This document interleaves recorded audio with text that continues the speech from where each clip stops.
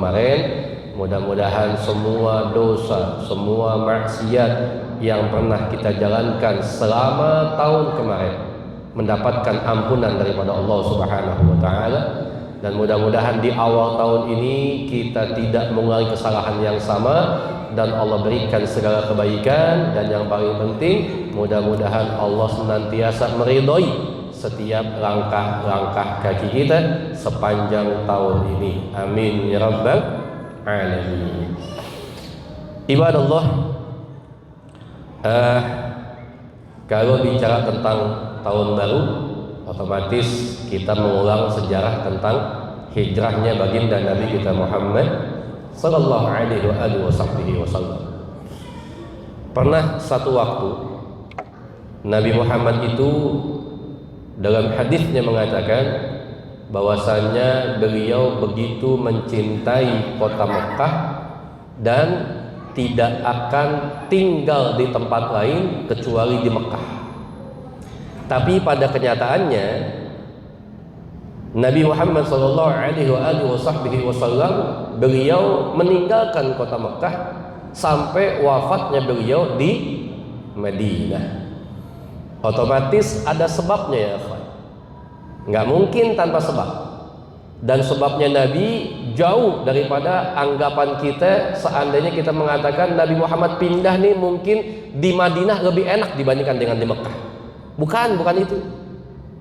Nabi Muhammad pindah dari Mekah ke Madinah karena saat itu pertentangan yang dihadapi oleh umat muslim sudah pada taraf yang sangat mengkhawatirkan. Sampai pada akhirnya kelompok-kelompok kafir Quraisy mereka berembuk di satu tempat yang disebut dengan Darun Nadwa. Mereka merumuskan usulan-usulan bagaimana menghentikan dakwah Nabi Muhammad, karena pada saat itu dakwahnya Nabi sudah sangat lumayan berhasil dan mengkhawatirkan daripada penduduk kafir Quraisy. Ada usul yang mengatakan bagaimana kalau Nabi Muhammad ditangkap aja? Bagaimana kalau Nabi kemudian diusir saja? Atau bunuh Nabi Muhammad? Makanya dalam surah Al-Anfal dijelaskan, wa idh yamkuru bikal ladzina kafaru liyuthbituka aw yaqtuluka aw yukhrijuka wa yamkuruna wa yamkurullah wallahu khairul makirin. Singkat cerita, akhirnya mereka bersepakat untuk membunuh Nabi Muhammad. Karena kalau ditangkap, Nabi masih bisa berdakwah. Diusir, dakwahnya masih lanjut. Bunuh Muhammad. Tapi mereka lupa, wallahu khairu, Allah sebaik-baiknya pembuat tipu daya. Disampaikan kepada Nabi Muhammad, Allah perintahkan Nabi Muhammad meninggalkan kota Mekah menuju ke kota Madinah. Singkat cerita, pada malam itu, pada kesempatan saat itu, akhirnya Nabi Muhammad dengan dua orang yang setia kepada beliau, yakni Sayyidina Abu Bakar Siddiq, yang satu lagi Sayyidina Ali bin Abi Thalib. Akhirnya Sayyidina Ali bin Abi Thalib diperintahkan untuk tidur di tempat tidurnya beliau, memakai selimutnya Nabi Muhammad. Kemudian Nabi Muhammad dengan Sayyidina Abu Bakar Siddiq, beliau berencana untuk meninggalkan tempat, tapi saat itu dikepung semua. Saat itu dikepung tuh, rumah Nabi dikepung. Artinya nggak mungkin Nabi keluar dari rumah tanpa dilihat. Walhasil ada doa yang dibaca Nabi Muhammad. Apa doanya? Waja'alna min baini aydihim saddan wa min khalfihim faghshaynahum fahum la yubsirun.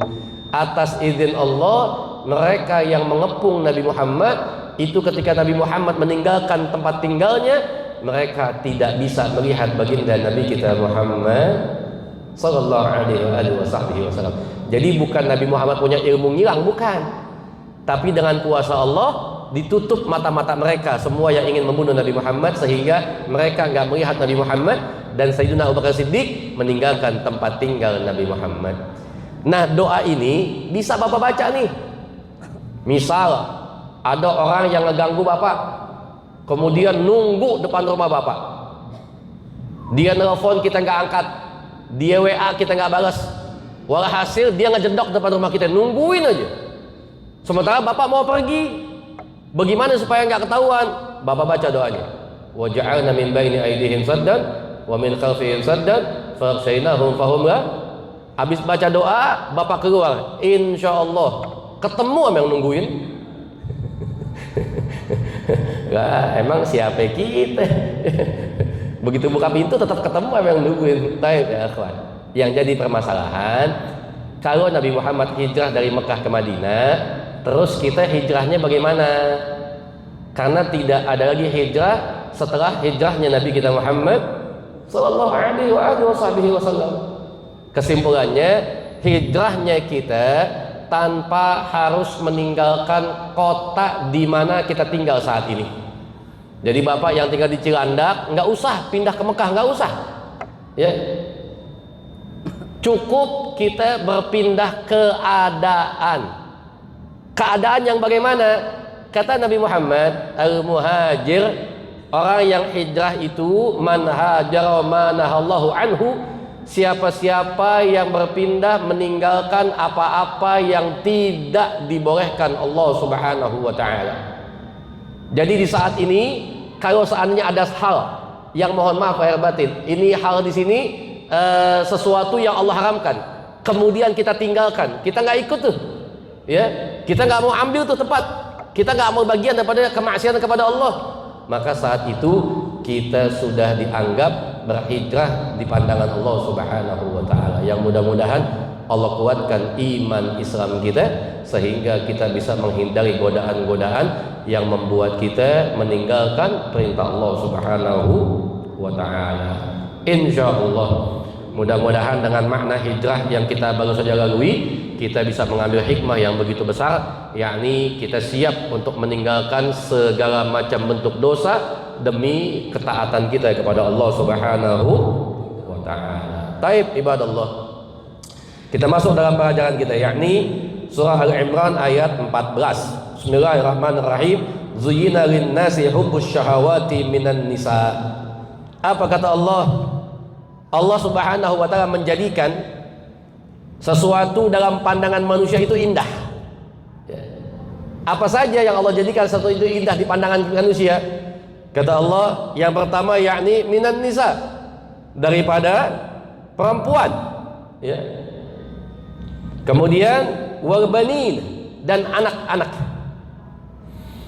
Kemudian wal qanatiril muqantarah, yakni harta benda yang bertumpuk minal zahabi wal fiddah, dari emas dan perak.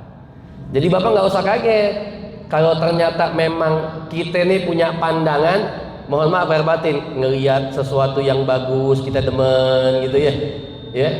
Bapak lagi jalan ya, mohon maaf nih istri nggak ikut begitu ya, kan kita diajarin nih kalau melihat sesuatu yang indah ucapkan apa yang kita ucapin?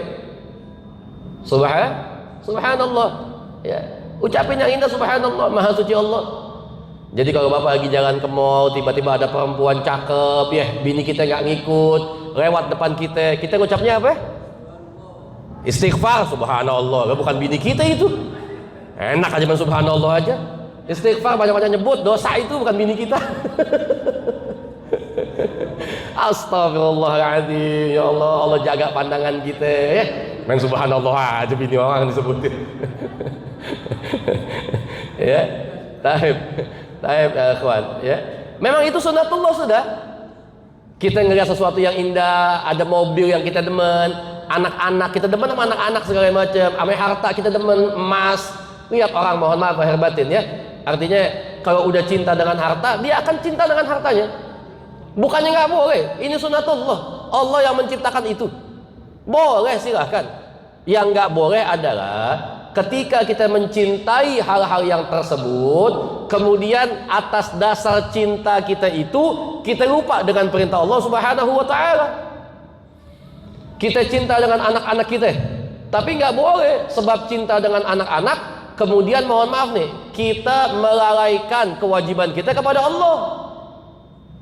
Bapak ngajak main anak sampai lupa sholat, nggak boleh. Bapak cuma karena pengen nyenengin anak, anak pengen minta sesuatu padahal kita lagi nggak punya duit, kemudian kita mencuri, nggak boleh. Jadi atas dasar cinta, kemudian tidak dibenarkan cinta tersebut sehingga membuat kita lupa dengan perintah Allah Subhanahu wa ta'ala. Bahkan cintanya orang tua kepada anak, cinta yang sebetul-betulnya cinta adalah yang mendatangkan keselamatan buat anak-anak kita. Ya. Jadi nggak boleh tuh ada anak gitu ya, kemudian depan orang tuanya dia bikin dosa, orang tuanya diem aja. Kenapa nggak diingetin? Habis kesian kalau kita tersinggung, gue sayang sama tuh anak. Nggak boleh. Justru ini bukan cinta. Justru ini adalah cinta yang menyesatkan, yang akan mencelakakan anak-anak kita. Bapak Ibu yang dirahmati Allah Subhanahu wa taala, bicara soal anak, Pak. Innama amwalukum wa auladukum fitnah. Anak kita, harta kita ujian buat kita. Wa subhanallah, setiap orang tua muslim pasti dia cinta dengan anaknya. Tetapi jangan lupa, Pak, kita ini semenjak anak-anak kita kecil, kita sudah sangat mengenalkan dia kepada Allah Subhanahu wa taala. Betul? Contoh, kira-kira kalau Bapak pulang habis ngaji dari sini, tiba-tiba anak Bapak nangis. Begitu ditanya, "Kenapa nangis?" Anak kita jawab, digampar sama tetangga sampai besot dia punya pipi. Pertanyaan saya, Bapak ngomel nggak saat itu? Ngomel. Kita datengin sama tetangga, apa urusannya kok anakku ditampar? Kan begitu. Atas dasar cinta sama anak, kita tidak mau sedikit pun anak kita disakiti oleh siapapun. Betul? Tapi jangan lupa, pernah satu waktu kita mengizinkan anak kita untuk disakiti. Bahkan kalau anak kita nggak mau, kita bujuk dia supaya dia mau disakitin sama orang lain. Masih ingat nggak momentumnya kapan? Momentumnya yakni ketika kita bawa anak-anak kita untuk disunat. Anak kita ketika disunat usianya belia, Pak. 6 tahun, 7 tahun, 9 tahun. Kan begitu, Pak. Kan kita tahu tuh, karena sebelum anak disunat kan kita juga disunat nih. Kita tahu sunat pasti sakit.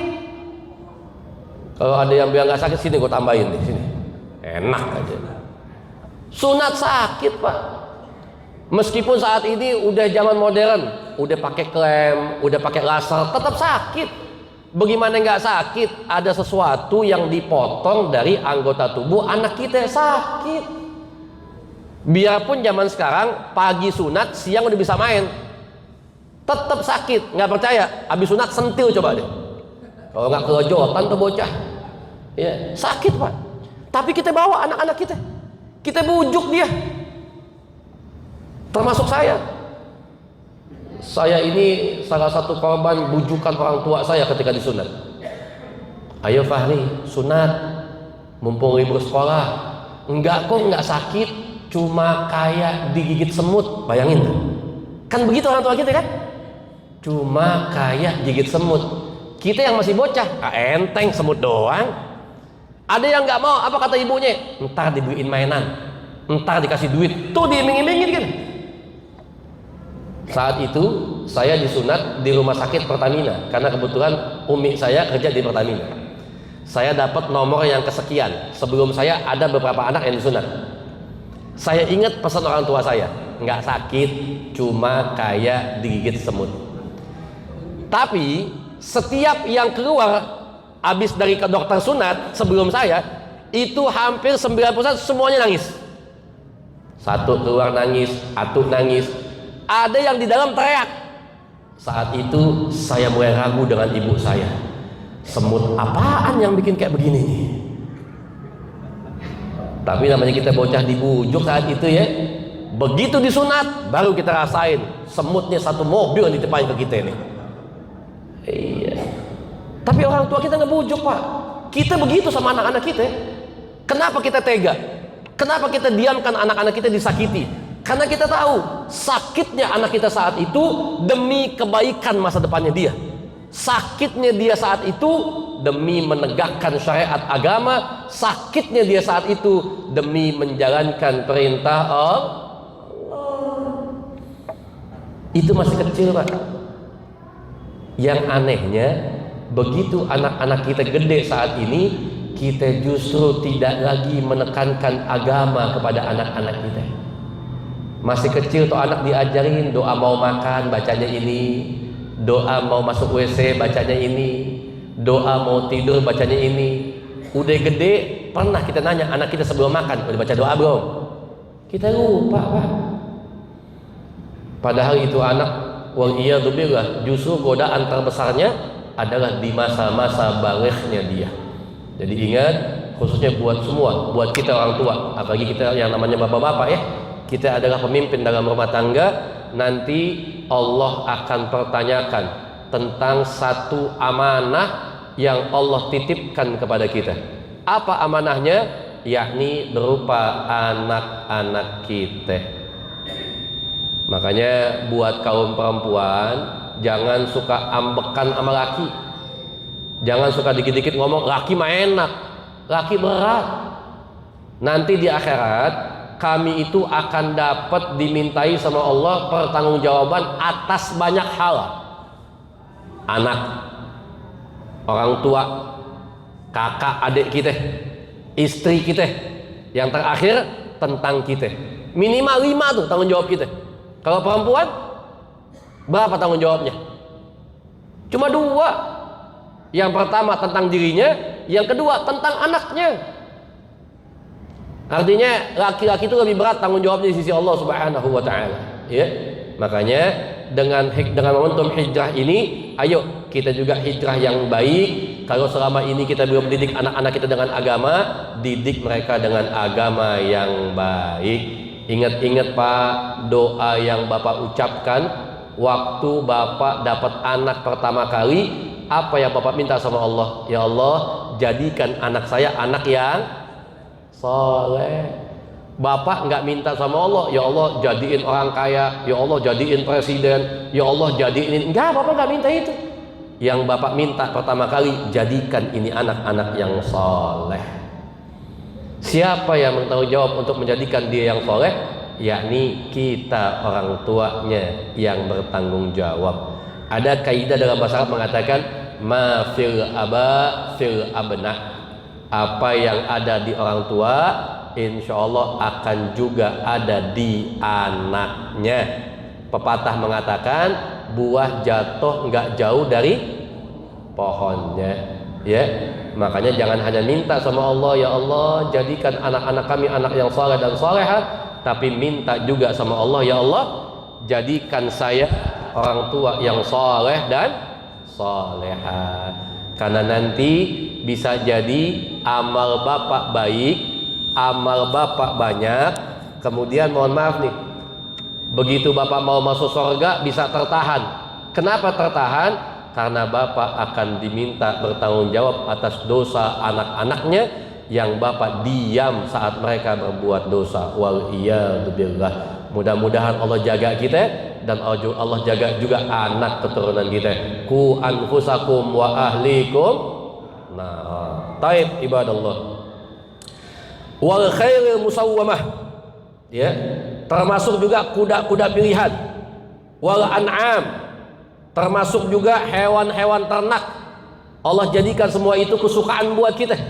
Ya. Jadi Bapak nggak boleh itu. Termasuk juga wal haras, termasuk ladang. Jadi Bapak nggak boleh itu ngurusin ladang, ngurusin kerjaan, kemudian sampai lupa kepada Allah.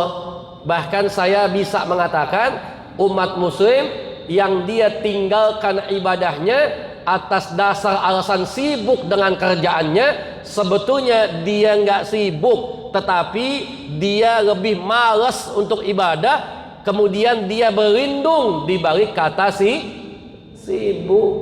Nggak ada Pak. Tidak ada satu ibadah kita yang mengganggu kesibukan kita, nggak ada. Sholat wajib sehari berapa kali Pak? 5 kali. 1 kali sholat berapa lama? Berapa menit? Berapa? 15. Cakep banget tuh. Cakep banget tuh. 1 sholat 15 menit, cakep banget itu. Berarti bacanya panjang-panjang tuh. Iya. Umumnya kita Pak, ya Allah 5 menit.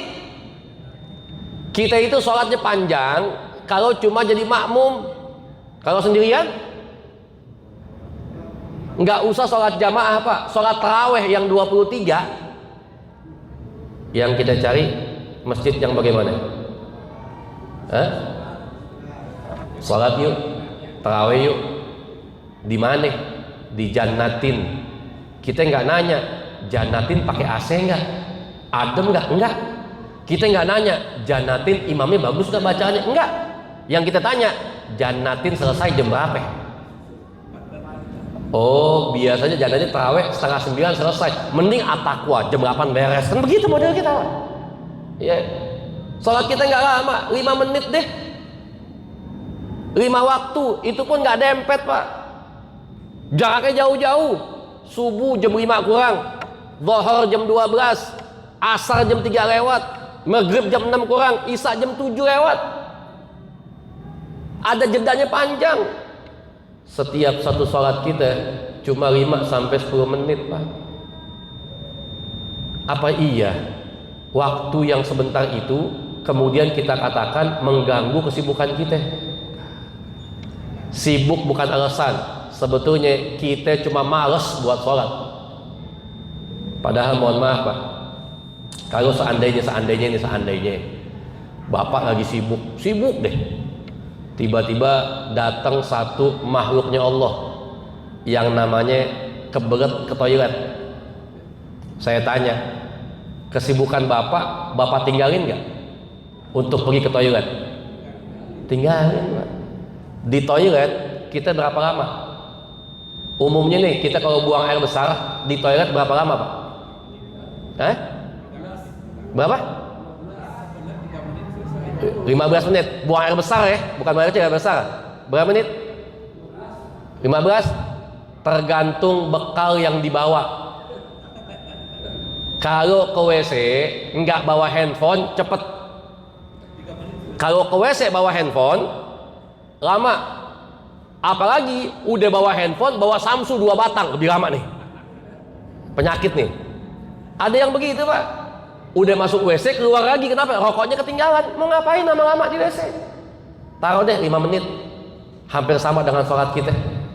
Bapak bisa kok tinggalin kesibukan Bapak. Habib, saya lagi meeting, Habib. Nggak alasan doang. Kalau Bapak terberat pas meeting, Bapak tinggalin meetingnya kok. Kita bisa 5 menit meninggalkan kesibukan kita hanya untuk ke toilet, tapi kita nggak bisa tinggalkan kesibukan kita 5 menit hanya untuk menghadap kepada Allah. Seakan-akan toilet lebih penting buat kita dibandingkan dengan ibadah kita. Waliyadzubillah. Padahal salat kita adalah bentuk takwanya kita kepada Allah Subhanahu wa taala. Ya. Jadi yang ingin saya sampaikan, perbanyak daripada kita punya amal ibadah. Jangan sampai kemudian kesibukan kita membuat kita lalai dengan ibadah kita. Ya, sibuk kita ini cuma hiburan buat kita. Allah kasih kita hiburan sibuk.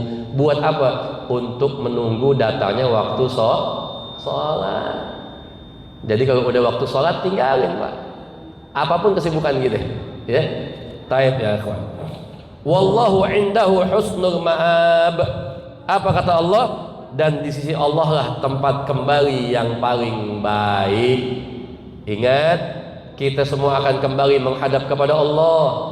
Dan bekal yang paling baik yang kita bawa di saat kita menghadap kepada Allah adalah bekal takwanya kita kepada Allah. Habib, apa definisi takwa? Takwa yang paling sangat sederhana, definisinya adalah menjalankan apa yang Allah perintahkan dan meninggalkan apa yang tidak dibolehkan. Simpelnya begitu aja udah. Kita numpuk-numpuk harta nggak boleh, alhaakumut takatsur, nggak boleh kalau nggak jadi manfaat buat kita. Ya, kita lalai dalam ibadah, lalai dalam sholat nggak boleh. Fawailul lil musallin alladzina hum an sholatihim sahun. Allah udah kasih semua rambunya kok. Ini jangan yang baik, ini yang nggak baik. Tergantung semua pilihan kita. Dan apapun yang kita pilih, semua akan kembali kepada kita. Wallahil azim, Allah tidak akan pernah rugi dengan pilihan hambanya.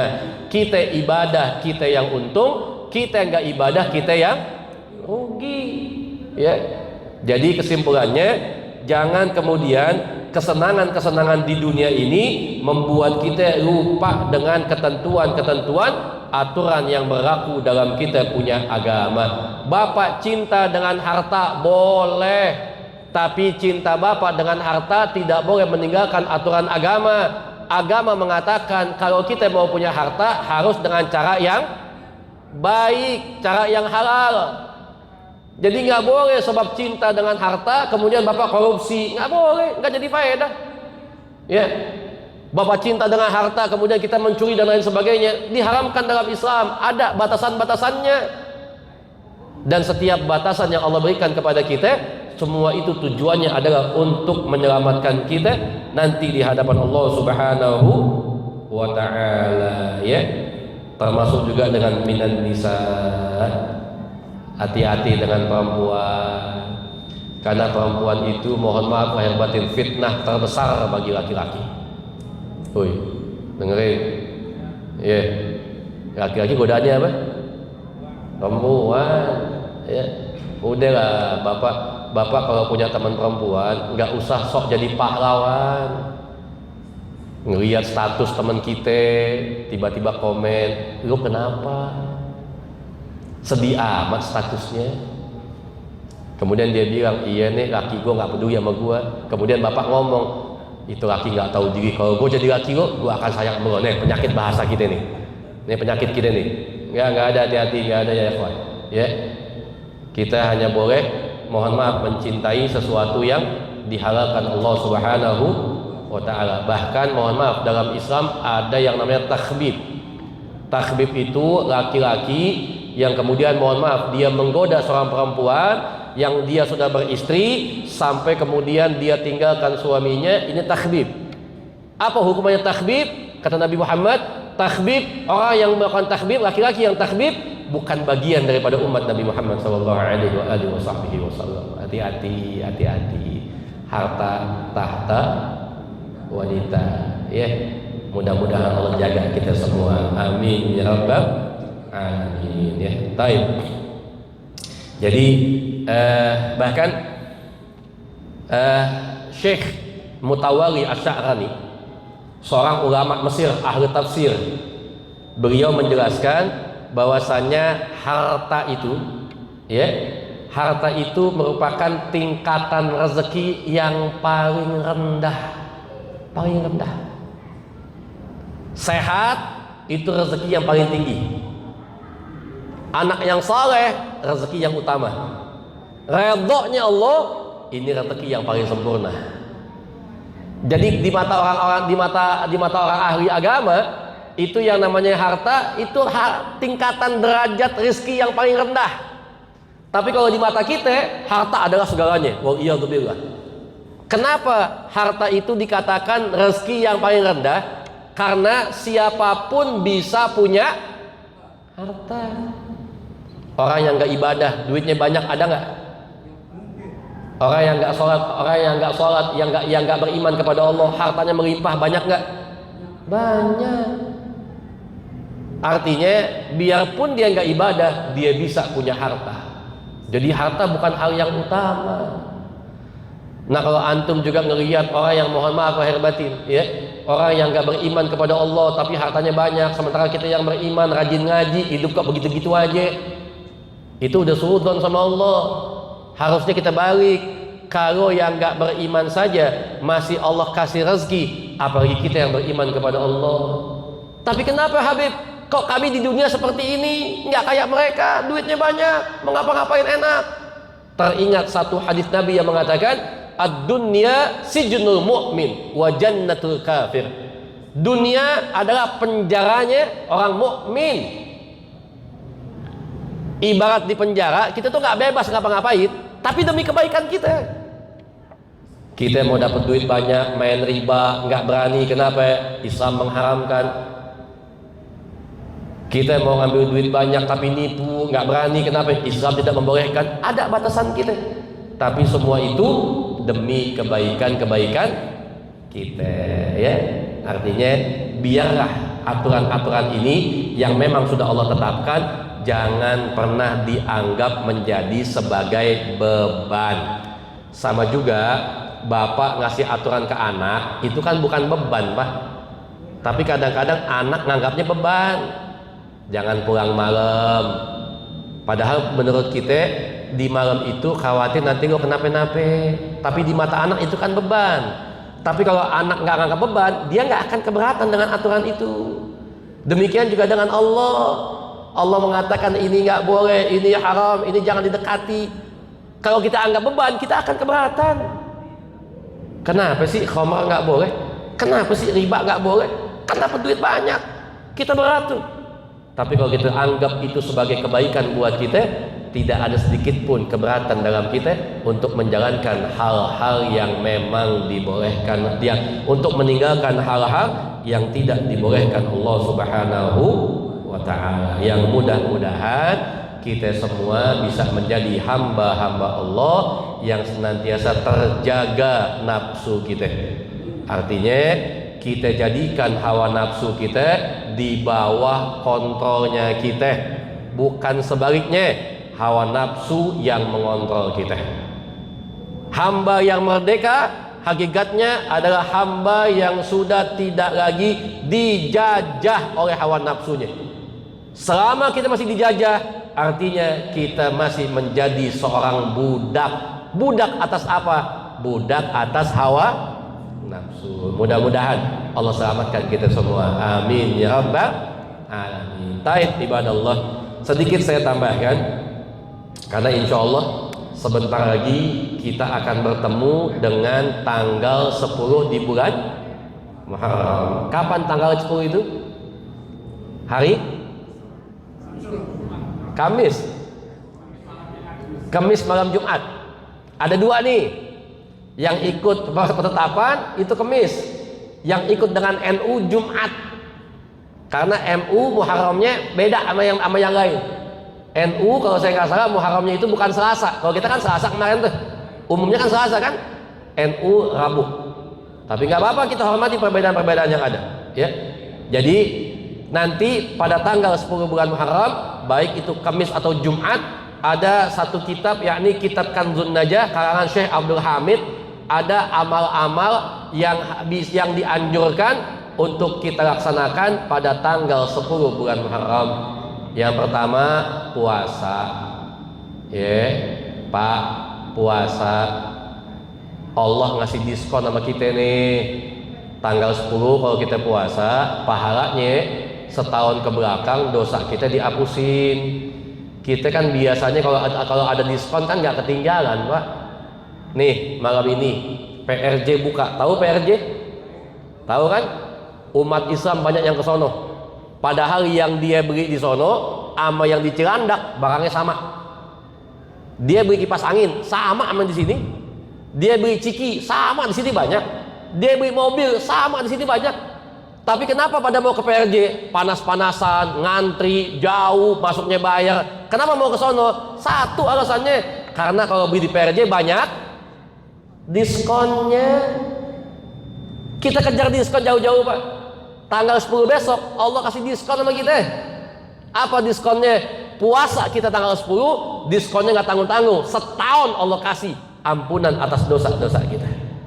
Jadi jangan tinggalin puasanya. Insya cuma supaya beda dengan puasanya orang Yahudi, Nabi mengajarkan kita puasa enggak cuma 1 hari tapi 2, Tasu'a dan tanggal 9 dan tanggal Habib. Tanggal 9 saya nggak bisa, Habib. Kenapa? Jadwal padat, Habib, nggak bisa puasa. Ya udah, kalau tanggal 9 nggak bisa, puasanya tanggal 10 dan tanggal 11, minimal 2 hari supaya tidak serupa dengan orang Yahudi. Taib ya kawan.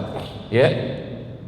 Ini termasuk daripada apa-apa yang Nabi ajarkan. Artinya karena emang puasa Muharram itu, puasa tanggal 10 itu awalnya adalah orang-orang Yahudi yang mohon maaf lahir batin mereka berpuasa karena menghormati daripada Nabi Musa. Tapi kata Nabi Muhammad, nanu ahad Nabi Musa. Kata Nabi Muhammad, aku dan orang muslim itu lebih berhak atas Nabi Musa. Cuma supaya beda, Nabi Muhammad puasanya 2 hari. Jadi kalau ada satu ibadah yang waktunya sama dengan agama lain, jangan langsung dibilang kita mencontoh ibadahnya agama lain. Kita tasyabuh dengan mereka. Lihat dulu ibadahnya sama apa enggak. Kalau cara ibadahnya sama, berarti kita tasyabuh. Nggak boleh, hukumnya haram. Tapi kalau ibadahnya nggak sama, cuma kebetulan timingnya doang yang sama, ya nggak bisa dibilang kita tasyabuh ya kawan. Ini jawaban buat yang suka nuduh kalau tahlil 3, 7, 40 dan seterusnya itu umat Islam yang bikin tahlil mencontoh daripada ibadahnya umat Hindu. Padahal kita nggak contoh dengan mereka. Kalaupun tiba-tiba ada kesamaan, tapi bedanya jauh. Bahkan bedanya pada inti ibadahnya. Di dalam tahlil kita diajak untuk mengingat kepada Allah, meminta kepada Allah, baca Quran. Nggak sama dengan orang Hindu. Kalau semua disamain cuma sebab, mohon maaf, sebab waktu doang, simpelnya begini Pak. Ada nggak di tengah-tengah kita satu agama selain Islam yang punya waktu ibadah setiap hari Minggu pagi? Ada nggak? Selain Islam? Ada? Ada. Agama apa? Nasrani. Mereka kebaktian kapan? Minggu pagi. Pertanyaan saya, ada nggak umat Islam yang bikin pengajian juga hari Minggu pagi? Ada nggak? Banyak. Istiqlal loh, banyak. Di mana aja ada. Kalau ternyata kita menyamakan timing dianggap bertasyabuh, kalau begitu mereka harus menyimpulkan bukan cuma tahlil yang dibilang bertasyabuh, termasuk umat-umat Islam yang bikin pengajian setiap Minggu pagi itu bertasyabuh dengan ibadahnya umat Nasrani. Berani kita bilang kayak begitu? Kan nggak mungkin Pak. Kenapa? Esensinya beda, ibadahnya beda. Jadi jangan gampang menyalahkan orang lain yang berbeda amaliyah dengan kita, ya. Besok puasa, ya. Apalagi selain puasa banyak Pak, sholat, sedekah, santuni anak yatim. Makanya tanggal 10 bulan Muharram kalau di Betawi dikenal dengan lebarannya anak yatim. Anak yatim santunin Pak, anak yatim. Bukan mamah yatim, bukan. Lu sama anak yatim gak iyeng, mamah yatim lu demen lu. Ya, jangan jenguk orang sakit. Termasuk dianjurin tuh. Ya. Kalau ada yang sakit, bapak jenguk. Adabnya jenguk sama yang sakit. Ini kadang-kadang kita suka salah nih. Kalau jenguk yang sakit, itu mohon maaf, satu, senengin hatinya. Jangan ditakut-takutin. Begitu datang, ya Allah, udah agak segeran ya. Insya Allah lagi pulang, seneng tuh yang sakit. Jangan begitu jenguk ditanya, lo kenapa? Gak tahu nih, udah seminggu nyesek. Terus kita ngomong, tetangga gue kemarin begini nih, hari ke-8 mati dia. Jangan. Mendingan lo gak usah besuk sekalian. Yang kedua, bawa yang dia butuhin. Kadang-kadang kita terbalik, temen sehat, makan enak, kita nggak bawain makanan, lagi sakit. Habis ngaji janatin, kita janjian yuk mau kemana? Jenguk. Ada satu jamaah janatin sakit, misal. Habis Isya kumpul. Begitu mau jalan rumah sakit, tunggu kenapa ya? Mampir dulu toko buah. Ngapain? Beli buah buat yang sakit. Percuma. Orang sakit jangankan buah, apa aja pahit. Jadi kalau bapak datang bawa buah juga, yang makan siapa? Penunggunya, bukan yang sakit. Jadi kalau bapak bawa juga yang sakit, kasih yang dia butuhin, yang betul-betul dia butuhin. Orang sakit butuh apa ya?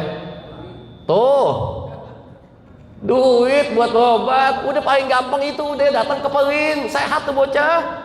Ya, ini kadang-kadang kita enggak nih, orang lagi sehat kita nggak bawain makanan, orang sakit kita bawain makanan. Ya. Termasuk juga perbanyak sholat-sholat sunnah kita di saat kita dalam keadaan nanti pada tanggal 10 bulan Muharram ya. Yang terakhir khusus diutamakan buat bapak-bapak. Amalan 10 bulan Muharram daripada Syekh Abdul Hamid, beliau mengatakan perbanyak nafkah keluarga kita, tambahin Pak. Uang jajan buat bini tambahin, nggak usah pakai diminta. Besok tanggal 10 nih pagi-pagi bapak kasih tuh, Neng, ini 10 Muharram nih Neng ya. Ulama menganjurkan abang buat ngasih jajan lebih. nih buat neng jajan deh hari ini, abah kasih lebihan nih, nggak usah banyak-banyak pak, 10 juta seneng bini kita, happy dia.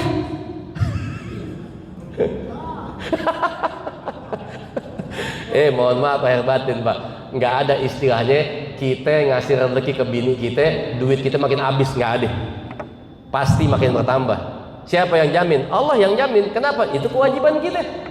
Apalagi kita kasih di luar kebiasaan, tambahan buat dia, oh tambah seneng dia. Bahkan saya katakan buat antum semua, bisa jadi rezeki yang kita punya saat ini bukan cuma karena usaha kita, tapi ada andil doa dari istri-istri kita. Ya, mudah-mudahan tanggal 12 besok kita semua bisa melaksanakan puasa dan juga amalan-amalan sunnah lainnya yang dianjurkan oleh ulama-ulama kita. Amin ya rabbal. Udah lewat. Baik, kita bacakan suratul Fatihah. Mudah-mudahan dengan Fatihah yang kita baca, Allah terima amal ibadah kita, Allah kuatkan iman Islam kita, Allah jauhkan kita daripada maksiat-maksiat kepada Allah, dan Allah ampuni semua dosa-dosa kita. Allah jadikan anak-anak kita anak yang saleh dan salehah, dan Allah jadikan kita orang tua yang saleh dan salehah, dan Allah wafatkan kita semua dalam keadaan husnul khatimah. Ala hadhihi niyyah al-Fatihah. Bismillahirrahmanirrahim.